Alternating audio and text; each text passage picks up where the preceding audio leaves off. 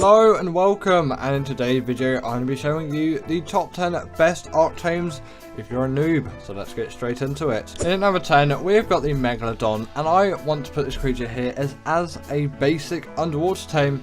This is really going to get you far. The Ichthyosaurus and the Basilow are good shouts as well, but if you want to go for a creature which is going to deal some damage and still be relatively easy to tame, they do spawn quite close to the shore, the Megalodon is your bet. If you just want speed, the Ichthyosaurus is the way to go, and if you want something a little bit more robust, then the Basilow is going to be the way to go, but those tames are a little bit more difficult and it is something to watch out for. Whereas the Megalodon can be very simply done with a crossbow and 2 trank arrows and then just some fish meat. If you find one that's near the shore, that is your opportunity to get one, trank it out and tame it for yourself, and you will not regret having one of these for just general basic ocean travel, as they have the bleed ability. They can deal quite a large amount of damage, and they really can get a lot done considering how easy these things are to tame. Although this is somewhat of a challenge to tame, if you prepare this successfully, you won't struggle with it too much. If you build a very basic 2x2 trap, get some ramps and obviously door frames around it, then you can tame one of these things with relative ease. You just need a little bit of basic preparation, and you want to be level 69. Nice. That may seem like a little bit of a stretch, but you can still be a noob to the game and be of a somewhat high level, and you don't even need the saddle to get some use out of this creature. You can just use it as a bodyguard until you get the saddle and just level it up the whole time, and you're going to have a good time with a creature like this. So once you have the saddle, you have much improved berry and fiber gathering with some insane damage on top of that too, which you really can't deny is going to be something very useful, especially if you're new to the game. Again, even if you don't have that saddle, you can still use it to attack creatures around you, and you'll get a lot of benefit and protection from that. The saddle is going to be a very important part of all of the gathering aspects of this creature, but all of the protection, you can do that without a saddle. And they're also a great boss creature as well, especially for the dragon, but you're probably not quite thinking about that yet.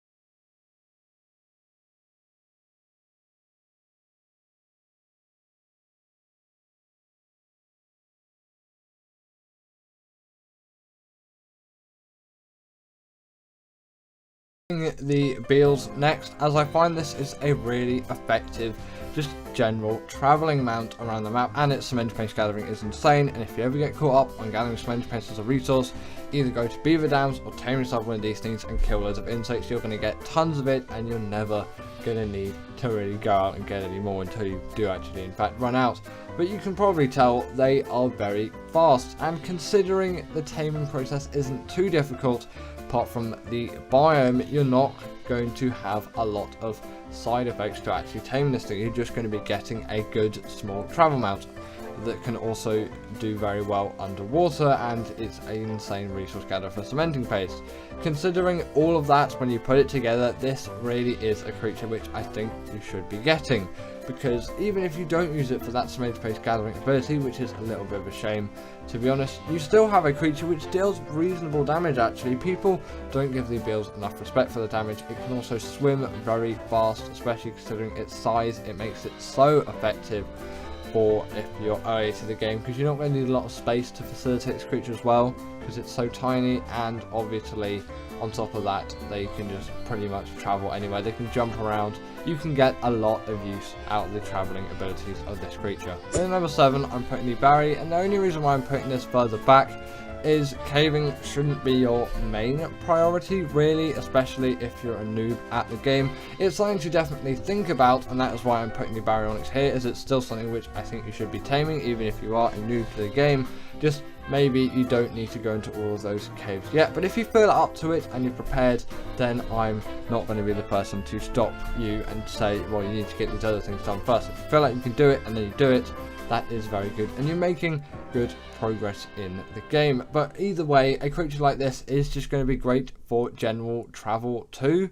Yes, a Thyla could be a good shout as well, but I find maybe that's a little bit far-fetched for a noob, and I don't want to like undermine you in a way, but if you feel like you can go for a Thyla as well, that would be a great honourable mention on this list if you feel confident enough to do it. It all really does come down to confidence at a stage, as when you play the game more, you're more confident with your abilities, and obviously you're more knowledgeable on taming methods and things like that. This is a very simple knockout tame and then feed some fish meat. You will have no troubles whatsoever, especially if you're playing on ASA, because sometimes they don't even spawn in the swamp biome, they just spawn next to rivers, so the biome is even easier to find these things in. Lucano maybe is an unpopular opinion for you, but I am saying that this is a creature which, for beginners and noobs and all those people, this is a great first big carnivore to have. Yes, it's probably not going to be your first carnivore, in fact that might be the next creature coming up on the list, but this one is still going to definitely carry, and an Aloe may seem a little bit intimidating. Again, if you want to go for it, then you go for it, and I'm not stopping you. But I would say the Carno is a good goal to set your eyes on. They deal the bleed ability with their second attack. They're not too difficult to trap and then knock out and then tame. It can be done with basic meat, but if you want to get prime and you've got prime on you, obviously of course use that. The tame is going to be much faster. Or you can simply kill an adult Carno if you're on ASA, and then if it has a baby attached to it, you can simply press E on that, and then boom, you've got yourself a Carno, and that's easier obviously, and depending on your rates it also will be quicker. But if the raising times are still unofficial, then it's going to take far longer. But I find on default single player settings it barely takes any time at all, and you're not going to be struggling over all of that. It's just a really nice, neat, small carnivore that is capable of dealing quite a lot of damage, and I think people should be using these things more, especially if you are new or early to the game, because they're very easy to tame, at least from my perspective of things, and you can get a lot of use out of them. And at number 5, I decided to put the Raptor, as this is definitely like something which you should be going for. There's nothing really like the Raptor in that stage of the game where you can unlock the saddle, and it is a very fast, versatile carnivore that can get you around the place and see a lot of progress being made just by you simply decimating a lot of things. Don't undermine especially a high level Raptor. They can do a heck of a lot more than you may think they can. Yes, their health, stamina and weight isn't the best, but their damage does rack up reasonably well, and if you go for a higher level one, then you might find yourself actually having a one with decent weight, health and stamina. It's not going to be the highest in the world, a Carno will surely beat it, but you can still easily kill Carnos on something like a Raptor. But once you tame your own Carno, it's kind of like it's easier to kill the wild ones in a way. It's just how it scales in my opinion. But yeah, the Raptor is a very fast, versatile, great mount for just generally traversing around the map, which people don't give it enough credit for. It is a reasonable travel mount, you can get a lot done with it, and it deals a very nice amount of damage. Fast attack speed, of course it can be bowlered as well, so it's incredibly easy to tame. Simply bowler it and give it a few tranks. As long as the rest of the pack is somewhere else or has been killed off, then you'll have no troubles taming this thing whatsoever. Now I'm putting the Maywing here in at number 4 because it is just such a good travel mount, and as long as you have Genesis Part 2, this is going to be a really good one for you. And I think it spawns on Fielder as well, which is a free DLC, But if you do not have any of those maps or you're not playing on them, it's fine. You can pretend like I was never talking about this creature at all, but I think you should still have knowledge of this. Its saddle is unlocked at level 18 and it is the best travelling mount out there with no competition. You can use a couple of signs, usually about 3, to trap this thing within them and then crank it out with no issues whatsoever, and then you can even get a really high level one just straight off the bat and you have yourself the best travel mount in Ark. Considering this saddle was unlocked at level 18, like I've said before, it is just insane how much speed and versatility you can get out of these creatures, which is why they're just so good for noobs or people who are early into the game. But again, if you don't start on the map where they actually do spawn, you can obviously transfer them over, but I won't get into transfers today, and that's so you can get them onto your other map, or simply wait and then when you go on those maps, tame one and see what you think of them. They're also pretty good swimmers as well, act as a portable feeding trough for when you're breeding stuff, and they can gather berries too. In number 3, I've decided to put the Stego here, as this is an incredibly useful berry gatherer, and it'll probably be the best one really just across the whole game. Yes, the Strider and the Bronto and the Diplo may be gathering more berries, but in terms of just how easy these things are to tame and just how many berries you can simply get out of them, it is truly insane. And I love the just like ratio between how easy these things are to tame and just how much use you actually get out of them. A Parasaur and a Trike is a good shout as well. I'll give them a brief honourable mention here, but I'm mainly going to be talking about the Stego because I really just prefer this creature. And yes, a Parasaur is probably what you're going to net yourself first, and that is totally fine. Don't feel ashamed to tame yourself a Parasaur and really like the Parasaur, but try and aim for something like a Stego in the future afterwards, and you're going to have a much better time with berry gathering. Also, if you're getting into PvP as well, which, you know, most people probably aren't, especially if you're early on into the game, then you can use these things as turret soakers as well. So if you're thinking of doing some basic raids and there's a base that you want to raid which got maybe, let's say, a couple of turrets or even just one turret on it, then try and soak it with the Stego and see what happens, you know, test it out. But also, you know, be careful because those situations can very easily end badly, and also if the players are online as well, you can find yourself in a bit of a sticky situation. But this is really a creature which I think you should be considering to get, and if you don't get one, what are you doing? Then at number 2, I've decided to put the Argentavis, as this is really going to be something which you're going to want to go for. Again, these saddles are unlocked in the level 60 odds, but really if you get a basic trap and then trank this thing out, or sometimes you don't even need a trap if you're going for low levels, you're going to find no issue with taming this thing, apart from the biome can be a little bit hostile. Again, just some basic preparation of items and things to fend off some enemies, and maybe the creature which is actually in the number 1 spot as well to help you out along the way. It really does make this tame a lot easier actually. And then you've got yourself an insanely great transporter of all things metal, crystal and obsidian, because it's got 50% weight reduction on all of those.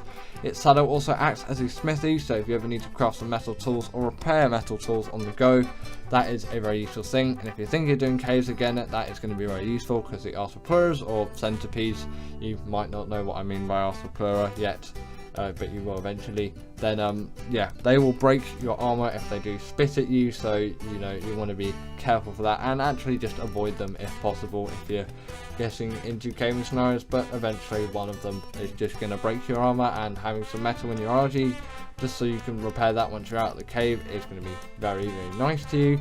Then you can pick up a wealth of creatures too. If you have a friend as well, you can obviously pick them up with this, and you can pick up a small creature in the mouth of this tame as well.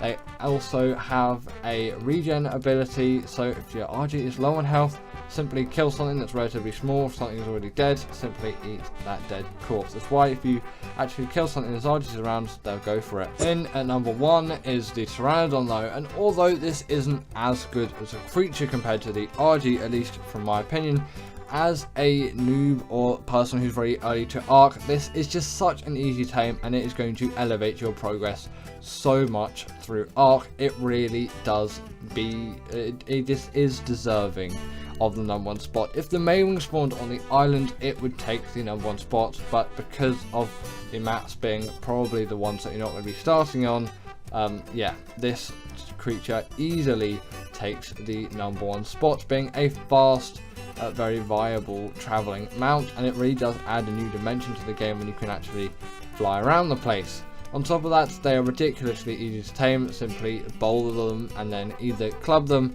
out or use some tranks. You can only need like maybe a couple of tranks, so if you're taming even like a high level one, probably 10 tranks at a maximum. They've never really used more than that for me when going up to 150, and then obviously it's going to be easy. Trank it out like that, then feed it some meat or prime meat if you've got it, of course. The only real difficulty is going to be going down to that saddle, as the chitin and keratin can sometimes be a little bit of a difficulty, but I would definitely go for the chitin side of things and find any insects, really small ones, so like the ants, the Titanomira, or the Meganera, which are the dragonflies. I'm using the technical terms here, but you know, I'm trying to simplify it down a little bit because you may not know what a Meganera or Titanomira is, and genuinely I wouldn't have known what a Titanomira was before I started playing Ark, but I did know Meganera because I learned a little bit about the Carboniferous at that point, and here you can see as that is how simple this Pteranodon tame is. I've just bouldered it there, and then I'm shooting it with a long neck with some tranks, and it only took one. Again, you're probably going to be using a bow or a crossbow. But anyway, that is the end of today's video. I really hope that you all did enjoy, as I definitely did enjoy making this one. As always, comment down below what is the best noob or just general early on Ark 10 that you can think of, and if you didn't agree with this list, then put your 10 down below, and I'll see you all later.